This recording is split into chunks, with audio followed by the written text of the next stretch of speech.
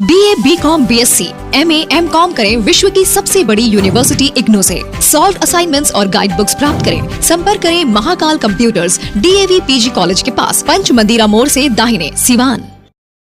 कामेश्वर सिंह दरभंगा संस्कृत विश्वविद्यालय से संबद्ध दयानंद आयुर्वेदिक मेडिकल कॉलेज सिवान में बिना नीट परीक्षा 24 नामांकन के बाद इनकी रजिस्ट्रेशन व परीक्षा की प्रक्रिया शुरू करने के मामले में एक बार फिर राजभवन सक्रिय हुआ है।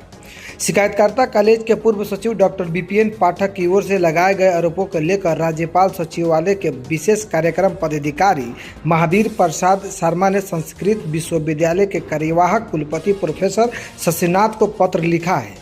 आरोपों के संबंध में अलिम्बन सुपरशिष्ट प्रतिवेदन उपलब्ध कराने को कहा है। बता दें कि मामलों को लेकर लगभग 1 वर्ष पूर्व राजभवन द्वारा गठित 3 सदस्यीय टीम के जांच रिपोर्ट में भी सामने आ चुकी है।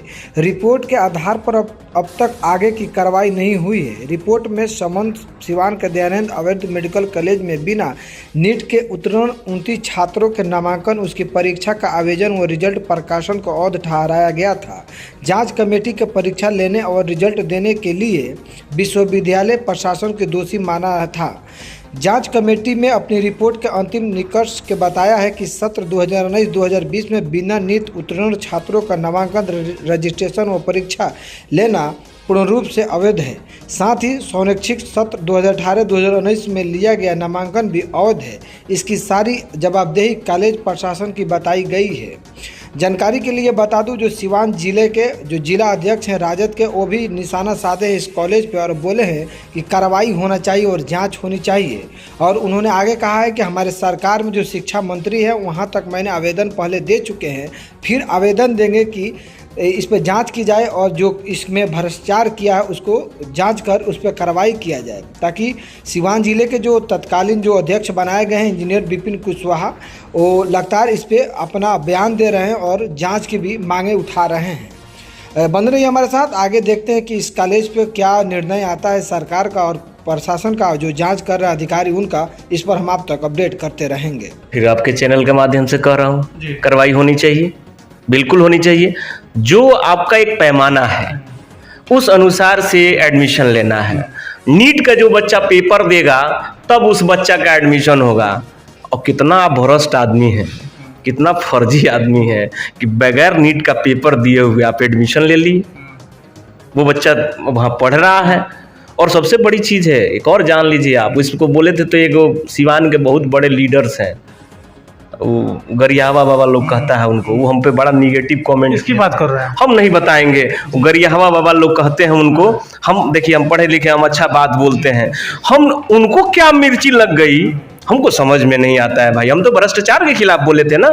उसमें जो लोग जो प्रिंसिपल है ना, उनकी पतोह बिल्कुल फर्जी तरीके से उनका उसमें वो काम कर रही हैं। उनका बेटा भी बिल्कुल उसका प्रमाण है सर, उस चीज़ का प्रमाण बाप भी लगा रहा है। हाँ, बिल्कुल लगा रहे हैं कि जो फर्जी तरीका से उसमें उनका बहाली हुआ है, उसका सर्टिफिकेट है या नहीं है, और फिर भी बहाली हुआ है। ये भी मेरे संज्ञान में है, ये भी मेरे संज्ञान में सर सुनिए ना, ये भी संज्ञान में है मेरे। ये तो 29 छात्रों का नीट का ही नहीं, वहां तो सिर्फ वो फर्जी, मतलब क्या बोले हैं, भ्रष्टाचार का अड्डा है। और उसी चीज को हमने बोल दिया, इंजीनियर विपिन कुशवाहा ने बोला तो गरियावा बाबा को खराब लग गया। अरे भाई, अब क्या चीजें हैं हमको समझ में नहीं आता है। तो आप अपने स्तर से चीज क्यों नहीं देखते हैं? आप कह रहे हैं कि मामला संज्ञान में भी है, आप सब कुछ जानते भी हैं, तो कार्रवाई कब तक होगा? यही तो सवाल है, कार्रवाई क्यों नहीं हो रही है? हमें जब पता चला, हमें जब मालूम हुआ, हमको बाइट भी मैं दिया था उसमें, और जिस जगह पे बात करना था एक बार बात कर चुका हूं।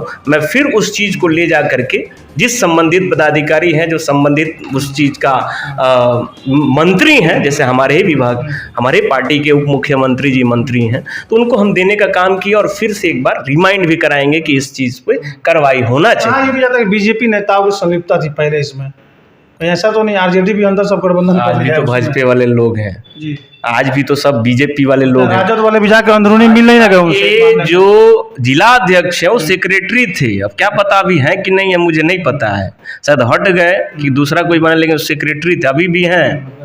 और अभी भी हैं। अब बताइए, सारे लोग तो वही काबिज किए हुए हैं। अब भ्रष्टाचार का चोला ओढ़े रहते हैं कि हम बहुत साफ हैं, बहुत साफ हैं, और एक शिक्षण संस्थान में वो लोग भ्रष्टाचार कर रहे हैं। ये कहाँ तक सही है?